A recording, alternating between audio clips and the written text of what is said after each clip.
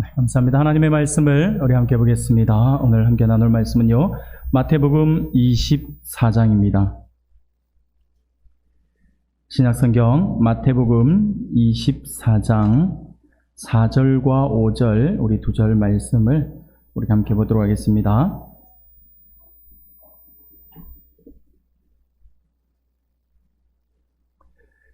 마태복음 24장 4절, 5절, 우리 두 절입니다. 우리 짧은 말씀이니까 우리 한 목소리로 같이 읽겠습니다. 24장 4절, 5절입니다. 같이 읽겠습니다. 예수께서 대답하여 이르시되 너희가 사람의 미혹을 받지 않도록 주의하라. 많은 사람이 내 이름으로 와서 이르되 나는 그리스도라 하여 많은 사람을 미혹하리라. 아멘. 할렐루야. 네, 반갑습니다. 오늘 오후 시간에도 하나님의 큰 은혜가 우리 사랑하는 성도님들 모두에게 크게 차고 넘쳐나기를 소원합니다. 네, 우리 옆에 분과 그리고 앞뒤에 계신 분들, 우리 함께 같이 인사하는 시간을 가지겠습니다. 같이 인사하겠습니다. 당신은 나의 기쁨입니다. 인사하겠습니다. 당신은 나의 기쁨입니다. 당신은 나의 기쁨입니다.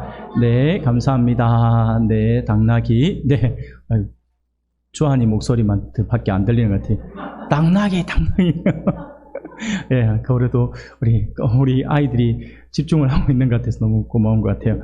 예, 당신은 나의 기쁨입니다. 우리 계속해서 늘 이렇게 인사를 하면서 우리 함께 귀한 공동체를 세워나갔으면 좋겠습니다. 오늘 우리 9월 첫째 주죠. 9월 첫째 주는 우리 2월 첫째 주와 9월 첫째 주를 우리 한국 교회가 지정한 2단 경계 주일로 우리가 보통 이렇게 섬깁니다. 그래서 2단 경계 주일에 맞추어서 보통 말씀을 많이 나누기도 하고 또 그러지 않기도 하지만 오늘 2단 경계 주일을 맞이하여서 우리가 함께 오늘 본문의 말씀을 잠시 살펴보면서 하나님께서 오늘 본문을 통하여서 우리에게 주시는 교훈을 우리가 함께 살펴보면서 하나님의 은혜를 나누고자 합니다. 사랑하는 성도 여러분, 미혹이라고 하는 단어가 오늘 본문에도 등장을 하는데요. 이 미혹이라고 하는 단어가 있습니다. 미혹이라고 하는 단어의 의미가 무엇일까요? 사전적 의미를 이제 알기 위해서 사전을 한번 찾아보니 이 미혹이라고 하는 단어는요, 무엇에 홀려서 정신을 차리지 못하는 상태라고 이렇게 설명을 하고 있었어요. 마치 어떤 유혹에 빠져서 목적지를 잃은 채 갈림길에서 어디로 가야 할지 헤매는 상황. 그래서 내가 원래의 목적지를 향하여서 가야 됨에도 불구하고 무엇인가에 이게 현혹되어서 그곳에 가지 못하고 다른 길로 빠진다든지 해서 오히려 나의 어떤 정체성이라든 모든 것을 이제 잃어버리는 경우들을 우리가 미혹이라고 하는 단어를 사용해서 설명을 할 수가 있을 것 같습니다. 이는요, 우리가 조금만 생각해 보면 이 하와의 모습이 바로 이 모습이 아닐까라는 생각을 우리가 해보게 됩니다. 하와는요, 우리가 잘 알고 있는 것처럼 이 뱀에게 들어간 이 사탄의 유혹에 넘어갔죠. 그래서 사탄이 유혹한 그것을 우리는 사탄의 미혹이었다라고 이렇게 이야기를 하죠. 사탄은요, 선악을 알게 하는 나무의 열매를 먹으면 하나님께서 정녕 죽을 것이다 라고 이렇게 이야기를 했지만 사탄은요, 그 말씀을 아주 교묘하게 이제 바꾸어 버리죠. 그래서 하나님을 그 선악을 알게 하는 나무의 열매를 먹으면 하나님 같이 된다라고 이렇게 거짓말을 하죠. 하나님의 말씀을 아주 교묘하게 바꾸어 속였기 때문에 하나님의 말씀에 대한 확신이 없었던 약했던 하와는 결국 사탄의 말에 미혹을 받아서 선악을 알게 하는 나무의 열매를 먹고 그것도 모자라서 그와 함께했던 아담에게도 그것을 건네주어 아담으로 하여금 그것을 먹게 했고 그래서 그것을 먹음으로 죄를 지었던 것이죠. 그 결과 우리 인간에게는 말할 수 없는 고통이 찾아오고요. 그 심지어는 죽음이라고 하는 저주가 우리 안에 들어오게 되었다라고 하는 정도는 우리 사랑하는 성도님들이 너무나도 잘 알고 있는 내용입니다. 그만큼 이 미혹이라고 하는 것이 참 우리를 힘들게 한다라고 할 수가 있을 것입니다. 이 미혹이라고 하는 딱 한 번 아담과 하와의 경우 딱 한 번의 그 미혹에 넘어간 결과 엄청난 결과를 초래했다라고 하는 것이죠. 그만큼 이 미혹이라고 하는 단어는요, 우리에게 아픔을 안겨주는 그러한 단어가 아닌가 라는 생각을 해보게 됩니다. 오늘 우리가 읽은 본문의 말씀이 포함되어 우리는 24장, 마태복음 24장 4절, 5절 말씀을 우리가 함께 읽었는데요. 오늘 본문이 포함되어 있는 이 마태복음 24장의 말씀은요, 세상 끝에 일어날 일들에 대한 내용들을 담고 있습니다. 종말에 어떤 일이 일어날 것인가에 대해서 말씀을 하고 있다라고 하는 것이죠. 그 중에 하나가 바로 거짓 그리스도와 거짓 선지자들이 나타날 것이다 라고 이야기를 합니다. 마지막 날이 가까워올수록 많은 사람들이 예수님의 이름을 사칭하며 사람들을 미혹할 것이다 라고 말씀을 하죠.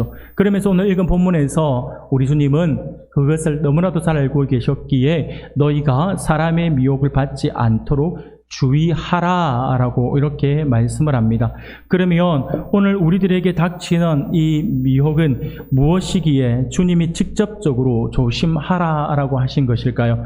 또 하와처럼 미혹받지 않으려면 어떻게 해야 하는 것일까요? 오늘 말씀을 통해 조금 더 우리가 구체적으로 이 미혹이 무엇인지, 그리고 이 미혹당하지 않는 방법은 또한 무엇인지에 대해서 우리가 함께 잠시 말씀을 살펴보면서 하나님의 은혜를 나누고자 합니다.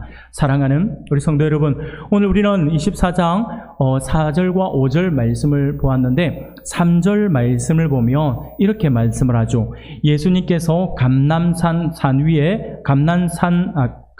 위에 앉으셨을 때에 제자들이 조용히 와서 이르되 우리에게 이르소서 어느 때에 이런 일이 있겠사오며 또 주의 임하심과 세상 끝에는 무슨 징조가 있사오리까 라고 이렇게 질문을 합니다. 곧 예수님께서 감람산에 앉으셨을 때에 제자들이 조용히 나와서 예수님께 질문을 지금 하고 있는 것이죠. 예수님께서 다시 오시면 이 세상이 끝난다 라고 말씀을 하셨는데 그때가 언제인지 우리가 알 수 없을까요? 우리가 그때를 미리 알 수 있는 징조가 없을까요? 라고 이렇게 질문을 하고 있는 것이죠. 제자들은 마지막 때를 어떻게 알 수 있는지를 지금 물어보고 있는 것이죠. 예수님은 그때가 오기 전에 여러 가지 일이 생길 것이다 라고 말씀을 해주셨어요. 막연하게 그때와 그 시를 알 필요가 없다라고 말씀하신 것이 아니라 그때와 그 시는 하나님께 속한 거기 때문에 너희들이 전혀 관심을 가질 필요는 없다가 아니라 거기에 대해서 찾으려고 알려고 막 찾아 나서가지고 그렇게 하지는 마라. 마치 예전에 92년도에 있었던 다미성 교회, 여러분 그 당시에 여러분들은 분명히 기억하실 겁니다. 굉장히 어떻게 보면 그 당시에 우리가 종말론적인 어떤 그 시각을 가지고 와서 요한계시록 안에 들어있었던 7년 대환란이라든지 아니면 성도의 휴거라든지 막 이런 것들을 가지고 와서 그들이 전천년설이라고 하는 그런 종말론적인 어떤 전천년설을 가지고 와서 그것을 접목해서 그 몇 년 정말 계산을 철저하게 했어요. 철저하게 똑똑똑 해보니까 우리가 아마 2000년이 마지막 때가 될 것이고 그러면 7년 대환란이 있기 전 7년 전이니까 못해도 92년, 93년 정도는 될 것이야 라고 하면서 여러 가지 막 맞춰가지고 했던 것이 92년 10월 28일이었던 거예요. 그러니까 하나님의 말씀을 제대로 알지 못했던 사람들은 그냥 조금 어설프게 알고 있었던 사람들은 그런가 보다 라고 하면서 그 대부분 많은 사람들이 넘어갔다라고 하는 것이죠. 많이 미혹당해서 넘어가서 결국에는 엄청난 그때가 저는 제 개인적으로 생각으로 한국교회가 계속 급속도로 성장을 하던 그 한국교회가 주춤하기 시작했던, 그러니까 교회사적으로 볼 때요, 주춤하기 시작했던 그 시점을 많은 학자들은 88 올림픽을 잡고 있습니다. 88 올림픽 때에 아마 우리나라에서 많은 이 외국 그 선수들이 와야 되기 때문에 그때에 본격적으로 우리나라에 이슬람을 허용한 거죠. 그래서 이슬람이 들어오기 시작한 그때부터다라고 이야기를 하지만 저는 개인적으로 그때도 그때이지만 저는 한국교회 결정적인 성장의 타격을 주고 한국교회가 주춤하게 만들고 한국교회가 그때로부터 기점으로 해서 죄송합니다만은 내리막으로 서서히 가게끔 만들었던 시점을 저는 92년으로 보고 있습니다. 92년 10월 28일 그때에 있었던 일들에 대해서 여러분들 성도님들 기억하시는 분들은 기억하실 거예요. 온 나라가 떠들썩했어요. 그러고는 그것이 거짓이다라고 하는 걸 알고 나서 다미성 교회만 욕한 것이 아니라 많은 믿지 않는 사람들이 한국 교회의 문제점 이러면서 엄청나게 한국 교회를 때리기 시작했다라고 하는 것이죠. 믿을 게 못 된다라고 하는 말들까지 하면서 엄청나게 이렇게 많이 때렸던 것 같습니다. 여하튼 그때에 여러분들 한번 생각해 보면 그때 그런 것들을 가지고 다가와서 얼마나 많은 사람들을 이렇게 넘어지게 만들었냐라고 하는 것이죠. 한국 교회가 이렇게 힘들어졌던 것이 저는 그때쯤이 아닐까라는 생각을 해보게 됩니다. 여하튼 오늘 우리가 읽은 본문의 말씀에서 우리 주님께서 이때 마지막 때에 일어날 일들에 대해서 우리에게 말씀을 해주시면서 너희가 사람의 미혹을 받지 않도록 주의하라 라고 말씀을 하고 있는 것이죠. 그래서 이 3절 말씀 안에서 제자들이 물어볼 때에 그것을 지금 물어본 것입니다. 그래서 할 때 우리 징조가 어떤 징조가 나타날 것인가에 대해서 제자들이 물어봤을 때 예수님께서 이런 저런 일들이 일어날 것이다 라고 그렇게 이야기를 하죠. 그 중에 하나가 바로 거짓 교사, 거짓 선지자들이 많이 일어날 것이다 라고 하는 것이죠. 자칭 내가 재림주다 라고 하는 그러한 사람들이 무수히 많이 일어날 것이다 라고 하는 것입니다. 많은 사람이 자신이 그리스도라고 할 것이다 라고 그렇게 이야기를 한다라고 하는 것이죠. 많은 징조 중 하나로 사람들이 자신이 돌아온 예수님 곧 재림주다 라고 주장을 한다라고 말씀을 합니다. 하지만 그들은 다들 거짓 선지자들이죠. 다른 사람들을 잘못된 길로 이끌기 위해 거짓말로 속이는 그러한 사람들입니다. 그러면서 우리 예수님은 정확하게 말씀을 하고 계시죠. 그런 사람들이 너희 안에 많이 일어날 것인데 너희가 그때에 너희가 사람의 미혹을 받지 않도록 주의하라 라고 하는 말씀이 그 시대에 예수님 당시의 제자들에게만 적용하여 말씀하신 것이 아니라 오늘 우리들에게도 동일하게 말씀을 하고 있는 겁니다. 우리 주변에 우리가 조금만 눈을 돌려보면요 얼마나 많은 이단이 있는지 몰라요. 이단들이 교묘하게 이름을 숨겨가지고 정통교단처럼 그렇게 모양을 갖추고 있기 때문에 좀 많이 힘들죠. 많이 힘들고 예전에는 또 그나마 그렇게 숨어서 했는데 요즘 아예 대놓고 하더라고요. 그렇죠? 요즘에 예전에는 당신 신천지지 그러면 막 그냥 말을 하다가도 말고 당신 구원파지 그러면 막 말하다 말고 그랬는데 요즘에는 당신 신천지입니까? 네, 저 신천지입니다. 뭐 이렇게 아예 대놓고 이야기를 하잖아요. 그만큼 자신 있다는 거예요. 저는 그들이 그렇게 자신 있게 이야기를 할 때면 정통교단의 우리 목회자로서 우리 정통교단의 신자들로서 여러분들 이거는 굉장히 우리가 자존심 상해해야 합니다. 굉장히 우리가 부끄러워해야 됩니다. 정통교단이 아니고 정통적인 정통적인 어떤 교리를 가르치는 것이 아닌데도 그들은 당당하게 이야기하는데 우리는 오히려 당당하게 못하는 우리의 모습들을 볼 때며 뭔가 바뀌어도 한참 바뀌어 있다라는 생각들을 많이 해보게 됩니다. 사랑하는 여러분, 이 마지막 때에 나타날 징조로서 우리 하나님께서 우리 주님께서 그런 이야기들을 하신 것이죠. 거짓 선지자들이 일어날 것이다. 그래서 다른 사람들을 잘못된 길로 이끌어가기 위해서 거짓말로 속이는 자들이 많이 나타날 것이다 라고 말씀을 하죠. 그렇게 하시면서 예수님께서 하시는 말씀이 바로 오늘 본문의 말씀이죠. 너희가 사람의 미혹을 받지 않도록 주의하라 라고 말씀을 합니다. 거짓 선지자들에게 미혹당하지 않도록 조심하라 라고 하고 있는 것이죠. 사랑하는 여러분, 그러면 예수님의 이 말씀에 따라서 거짓 선지자들에게 우리가 미혹받지 않으려면 어떻게 해야 될까요? 오늘 이단 경계 주일을 맞이하여서 우리가 이 부분에 대해서 우리가 기억하면서 우리 안에 지금 많이 만연되어 있는 그러한 이단들, 지금 한국 교회에 많은 학자들이 이렇게 진단을 내리기를 한 200명, 150명, 200명 이상의 교회들은요, 그 중에 꼭 2-3명의 신천지가 들어와 있다라고 이야기할 정도로 아주 교묘하게 숨어 있어요. 그들은요, 숨겨요. 처음에는 와서 숨기고 한 3년, 그들이 훈련을 시킬 때 그렇게 훈련을 시켜요. 뭐 요즘에도 그렇게 시키는지 모르지만 예전에는 시킬 때 어떻게 하냐면 훈련을 딱 시킬 때 훈련을 시키고 너희들이 정통교단에 침투하여 들어가게끔 만들어요. 그러면서 아무 소리 하지 말고 3년 동안 교회에서 가장 하기 싫어하는 거, 성도들이 가장 하기 싫어하는 봉사의 자리에 너희들이 들어가라고 하는 거예요. 그러면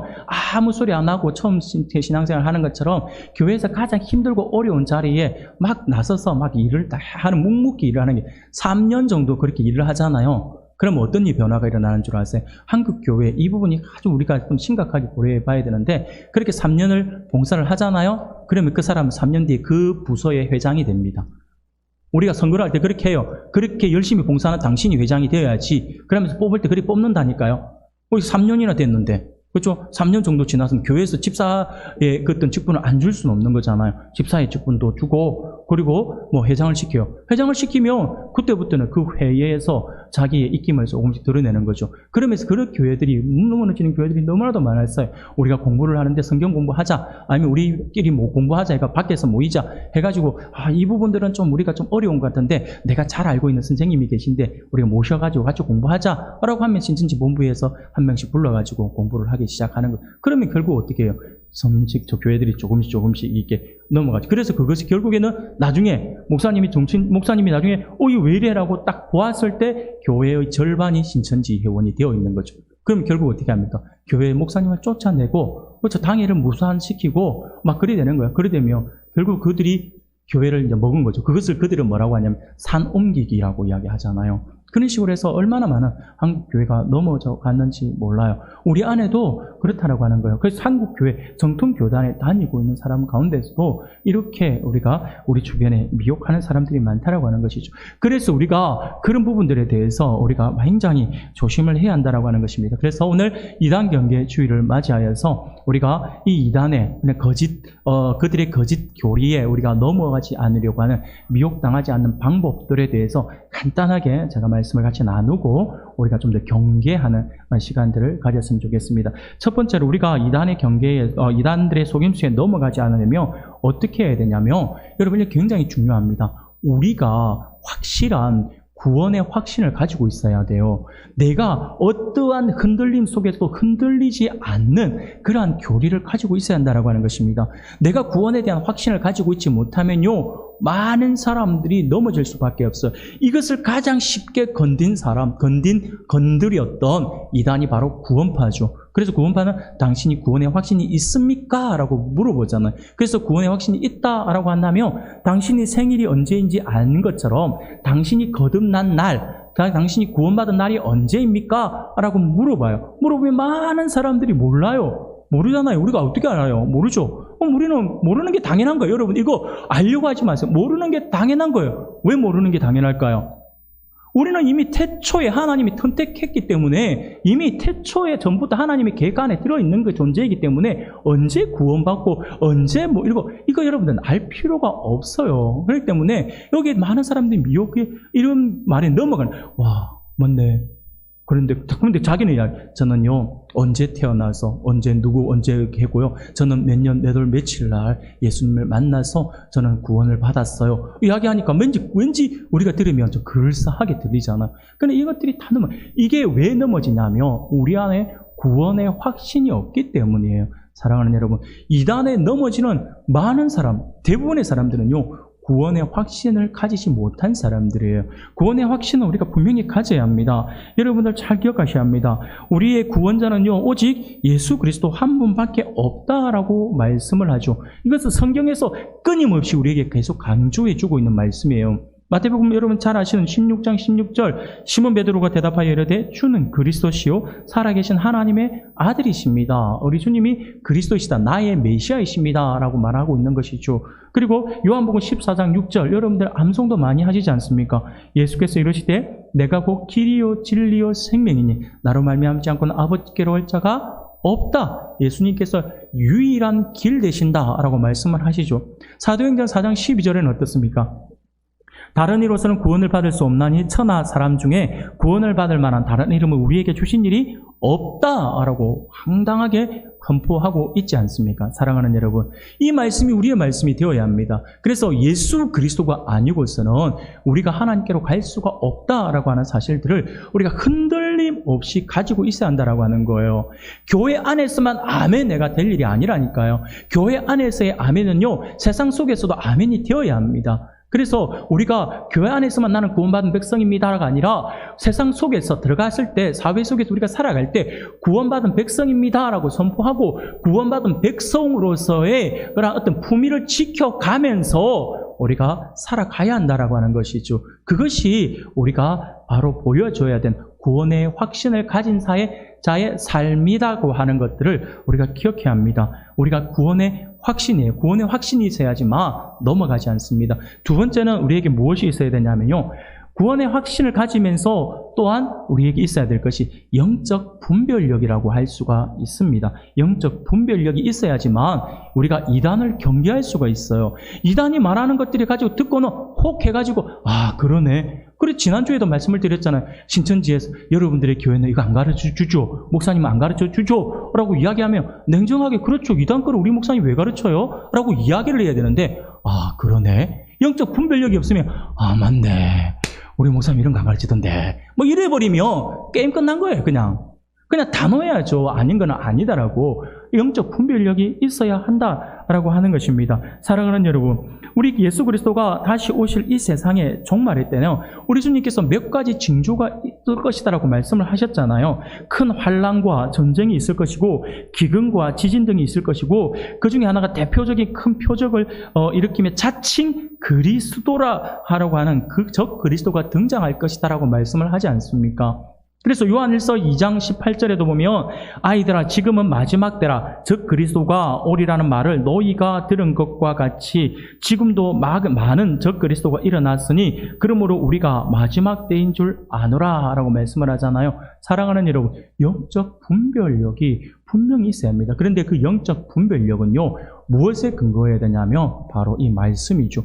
하나님의 말씀이 근거가 되어야 합니다. 내 생각이 아니라 하나님의 말씀에 비추어 봤을 때 아 이분이 이야기하는 게 뭔가 틀렸다. 아 이거 아닌 것 같다 라고 하는 것들을 알 수 있어야 한다라고 하는 것입니다. 여러분 영적 분별력이 없으면요 다 넘어져요. 다 넘어져요. 지금 제가 12여 년 전에 제가 공부할 때 이제 이단에 대해서 이렇게 연구하는 그런 수업이 있었는데 그때 제가 연구하면서 찾아보았더니 그때 당시에 제가 찾았던 이 작은 이단에 때 관련된 작은 책자를 이제 보았는데 그 책자 안에서 소개하기를 뭐라고 소개했냐면 그때보다 그 책이 만들어진 지 한 5년 전이었어요. 5년 전 당시에 우리나라에 전에도 한번 말씀을 드렸는데 우리나라에 전 세계가 아니고 우리나라에만 자칭 내가 재림주다라고 말하는 사람이 자그마치 50명이래요. 50명. 우리나라에 재림 예수가 50명이나 된대요. 그리고 나는 하나님이다라고 말을 하는 사람이 자칭 하나님이다라고 말을 하는 사람이 20명이 된대요. 이것이 언제 쓰여졌냐니까 조금 전에 말씀드린 것 한 15년, 거의 20년 가까이 된 전에 써여졌던 책이에요. 근데 지금 10년이 훨씬 더 넘는 시간이 지났으니까, 그렇죠. 예. 또 다른 예수가 또 다른 예수를 전도했을지도 몰라요. 그래서 아마 예수가 더 많이 늘어나고 하나님이 더 많이 늘어날 수도 있어요. 여러분들, 이게 말이 안 되는 거예요. 그런데 놀라운 사실은요, 그렇게 말을 하는데도 많은 사람들이 그게 따라간다는 하는 거예요. 신기하지 않아요? 우리가 지금 여러분 들어보면 우습잖아요. 저는 자칭 예수님이 50명이나 되고 하나님이 20명이나 되면 다음에 누군가가 좀 이렇게 이야기해서 우리 하나님들 다 모으고 예수님들 다 모아서 집회하면 하면 참 재밌겠다 싶으면 오늘 사회는 김예수가 하시고 오늘 설교는 이 하나님이 하시길 바랍니다. 뭐 이런 거 주보 속에도 참 재밌을 것 같아요. 그럼 그분들은 뭘로 기도하고 뭘로 축도하는지를 참 궁금하더라고요. 그냥 우스갯소리로 제가 장난스러워서 그런 생각이 들더라고요. 여러분, 말이 안 되는 이런 이야기 하면 우리가 웃음밖에 안 나와요. 그런데 놀라운 거는 사람들이 따른다라고 하는 거예요. 얼마나 많은 사람들이 따르고 있어요. 영적 분별력이 없어서 그래요. 무엇이 맞다, 무엇이 틀리다라고 하는 것을 분별해내지 못하니까 그렇게 넘어간다라고 하는 것이 영적 분별력이 있어야지만 미혹되지 않습니다. 그리고 마지막 한 가지가 더 있는데 우리가 이단들의 속임수에 넘어가지 않으려면 어떻게 해야 되냐면요.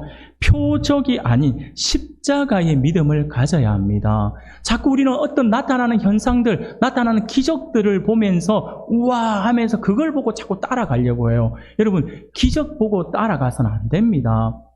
속임수잖아요. 속임수를 보고 넘어가서는 안 됩니다. 아니, 귀신의 힘을 빌어서 어떤 기적을 일으킬 수도 있어요. 그런데 거기에 넘어가서는 안 된다라고. 우리의 신앙은요, 표적 신앙이 아니라 우리의 신앙은요, 십자가의 신앙입니다. 그것을 우리가 아셔야 됩니다. 사랑하는 여러분, 표적이 많이 나타나고 우리 안에 기적이 많이 나타나면 우리가 하나님 더 쉽게 믿을 것 같죠?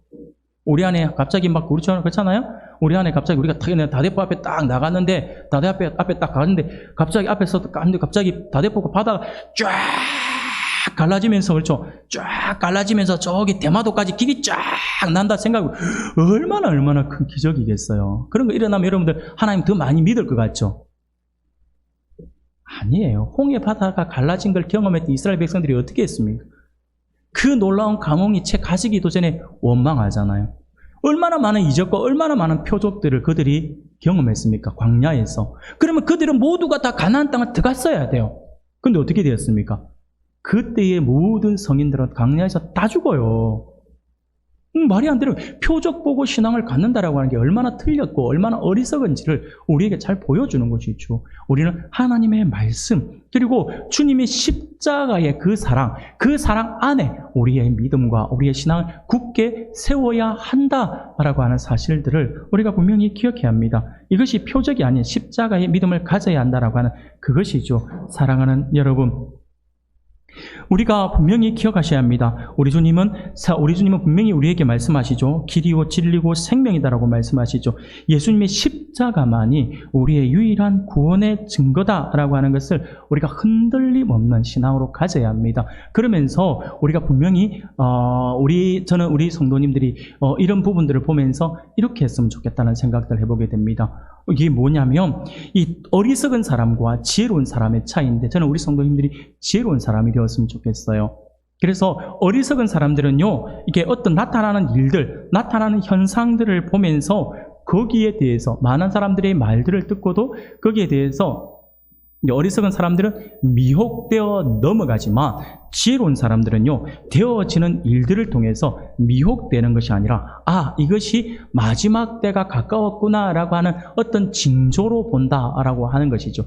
여러분, 그것을 기억하셔야 합니다. 우리가 어리석은 자가 될 것인가, 지혜로운 자가 될 것인가는요, 현대에 나타나고 있는 수많은 어떤 일들을 우리가 보면서 거기에 미혹되어서 어떻게 하지 하면서 무언가에 막 붙들려고 발버둥 아등바등 거리는 것이 아니라 이제 우리 주님 오실 날이 얼마 되지 않았구나라고 하면서 우리의 신앙을 더 다잡으면서 더욱더 오늘 아침에도 잠깐 마지막 때에 우리가 가져야 되고 우리가 집중해야 될 것에 대해서 말씀을 한 것처럼 더욱더 기도하고 그리고 뜨겁게 사랑하는 그 일에 우리가 정진을 해야 한다라고 하는 것입니다. 4절에 너희가 사람의 미혹을 받지 않도록 주의하라 라고 주님이 말씀하시죠. 마지막 때를 살아가는 이 시대의 성도들이 가장 귀를 기울여 듣고 이것을 중요하게 새겨야 할 말씀일 것입니다. 여러분, 우리 주님께서 이 유명한 종말에 대한 감난산 강화를 시작하시면서 가장 먼저 사람들로부터 미혹을 받지 않도록 미혹을 받지 않도록